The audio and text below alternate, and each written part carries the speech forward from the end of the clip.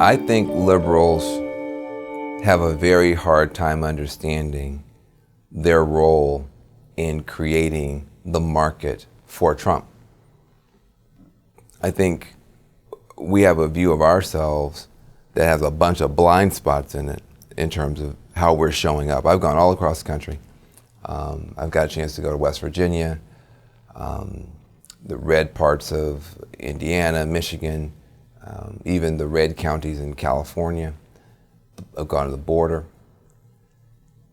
And it gives you the chance to really kind of see the world, from the other side as a liberal, as a progressive. One of the things I think that we don't understand, and we have a hard time getting our heads wrapped around, is we often commit the same mistakes with people in the red states that we accuse conservatives of committing. For instance, if you only listen to NPR, only watch CNN, and only read the New York Times and say, I know what's happening, then you're committing the same kind of mistake as somebody who only reads, the Wall Street Journal, watches Fox News, and listens to Rush Limbaugh on the radio.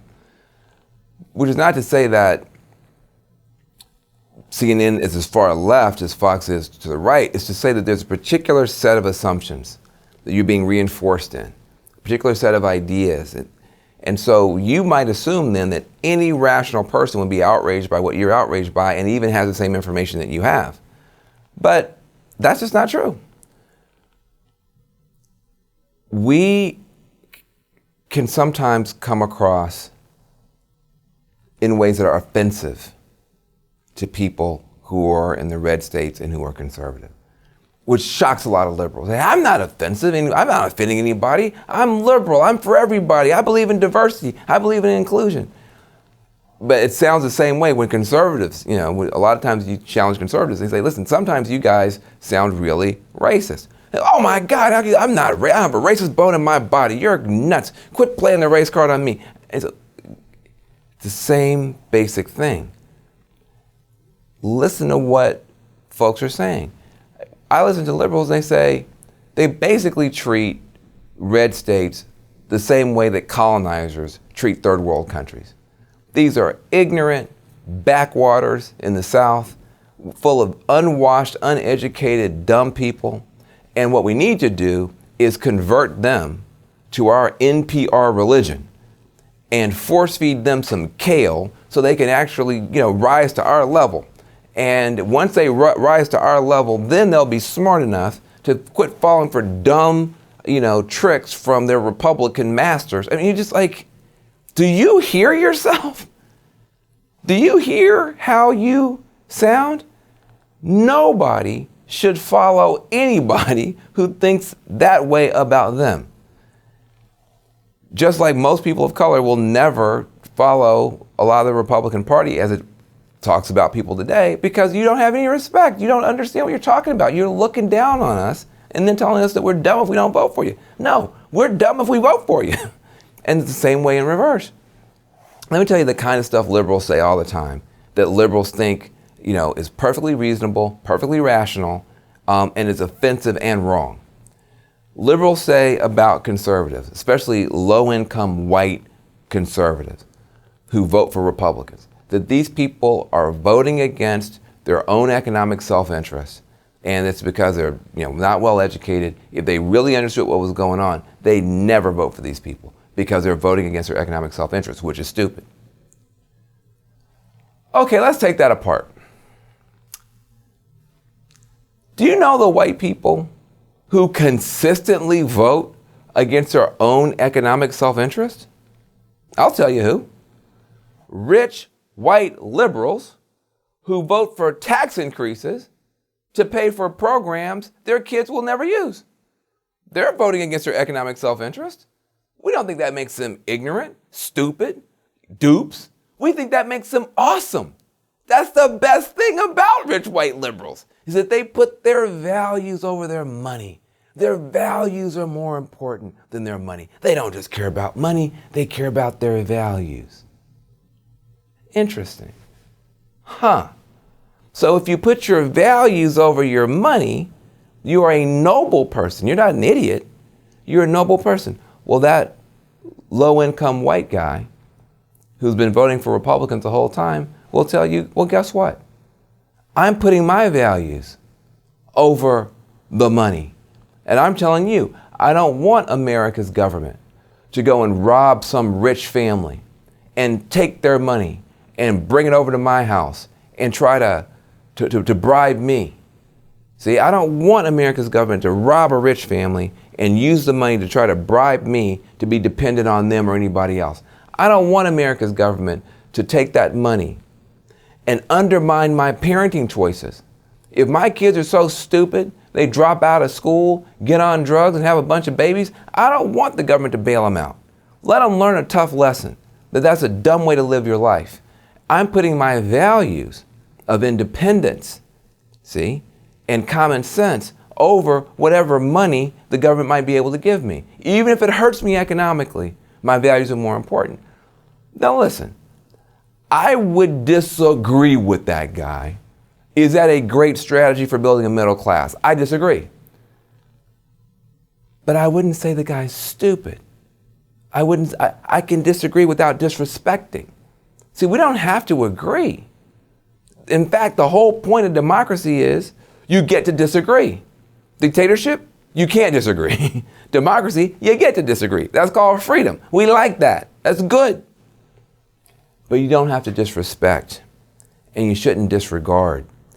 And these are the kinds of mistakes that liberals make every day.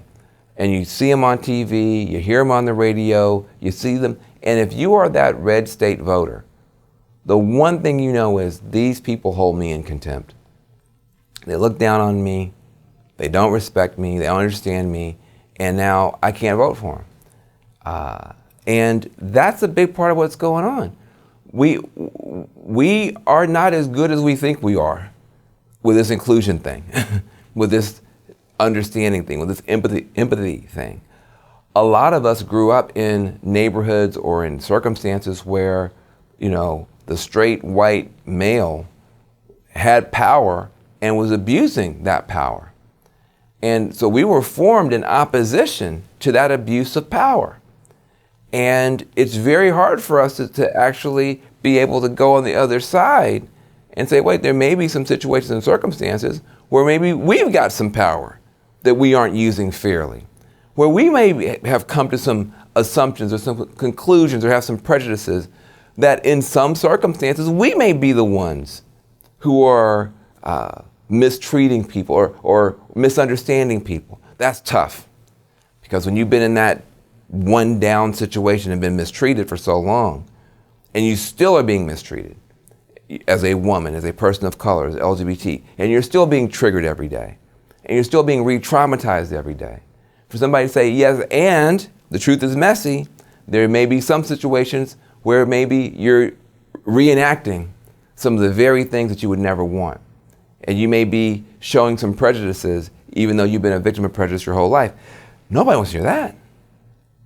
But that's a part of what's happening. And so without ever relaxing our relentless fight for justice for the people who have been traditionally left out, we also have to start opening our heart a little bit more and our ears a little bit more for people who may now newly be feeling left out, either because their economic situation is stagnant or declining, or maybe because they just don't fit in to the new arrangement the way they used to. And so they may have some hurts, they may have some ouchies, they may have some need for a hug and some understanding. And that's the next level. Once we do that, we'll be fine. I believe we can peel off enough people who may have voted for Trump or who may have stayed home, that we'll be all right. But if we're not willing to look in the mirror, we're going to end up where we're headed. And where we're headed is very bad. I think the fundamental thing that I would say to conservatives is that it appears that what we used to call conservatism has been replaced by something else. And a very sneaky set of maneuvers has given us not true conservatism, but just anti-liberalism. And that is a fundamental problem. A conservative would defend America from all enemies, foreign and domestic, including any allegation that a foreign power tried to mess with our democracy. We would expect our conservative friends to be at the forefront of defending American democracy, but that is no longer kosher because it would put you in bed with the liberals who are screaming about Russian interference. And so I'm not gonna defend the country because I gotta stay anti-liberal, I gotta be against the liberals. There are so many conservative opportunities to make real progress in unlikely communities, but for some reason they don't do it. Who is more passionate about marriage and adoption than Republicans who are pro-family and anti-abortion and lesbian and gay couples who want to get married and adopt kids? So the two biggest champions of marriage and adoption don't work together because Republicans don't see their ally. They literally don't see that the LGBT community is actually the one community in America whose marriage rates are going up as opposed to all the rest of us, and who understand the need for adoption and fighting for it. The Muslim community should be embraced and celebrated by conservatives because look at the work ethic, look at the low divorce rate, look at the incredible premium on entrepreneurship and education, look at the commitment to family and faith. The Muslim community is ripe picking for conservatives, but instead they're all Al-Qaeda. They're all lumped into the most negative category. So I think that same with African Americans. The two strongest institutions in the black community, hip hop and the church. Churchgoers, that's some Republican stuff. Most Democrats are, on secular thing or spiritual but not religious. African Americans, incredibly strong churchgoers. Hip hop, nobody's rapping about being on welfare. It's about entrepreneurship. It's about material access, and that's very, very consonant with Republican values. But the only thing you hear about black folks on a lot of the conservative TV stuff is all negative. There's no celebration of our religiosity, our entrepreneurial drive. It's just all, look at these lazy criminals. Well, when you don't find a way to connect with African Americans, Muslims, LGBT stuff, on stuff you actually agree on, that's when people start asking tough questions about what is this conservatism. It seems to be marbled with a lot of stuff that has nothing to do with conservative ideas.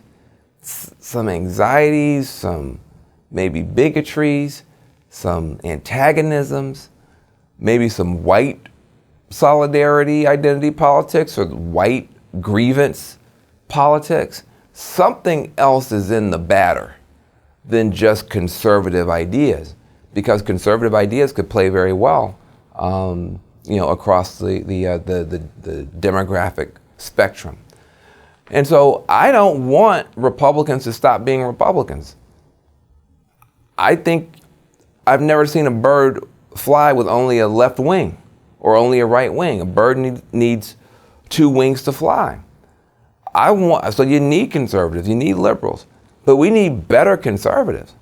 We need conservatives who really are willing to put the country first, who not only just say, well, I'm not prejudiced, I would never, well, if you don't just say it, then show it, do it. You're concerned about what's going on in Chicago, and you want to say, oh, look at those black people killing each other. No, those are Americans dying in Chicago. The police are killing black people. No, police are killing unarmed Americans. American police are killing unarmed Americans. Show up. Go to the funerals. Talk to the grandmas. Show how your conservative ideas can help. Jack Kemp did that. I haven't seen a Jack Kemp Republican since he died. So you asked the question, what would I say to conservatives? I would say, stay conservative. I'm going to stay liberal. We can constructively disagree and make the country better. I'm going to try to make the Democrats better, but you've got to try to make Republicans better. It's not that you're conservative.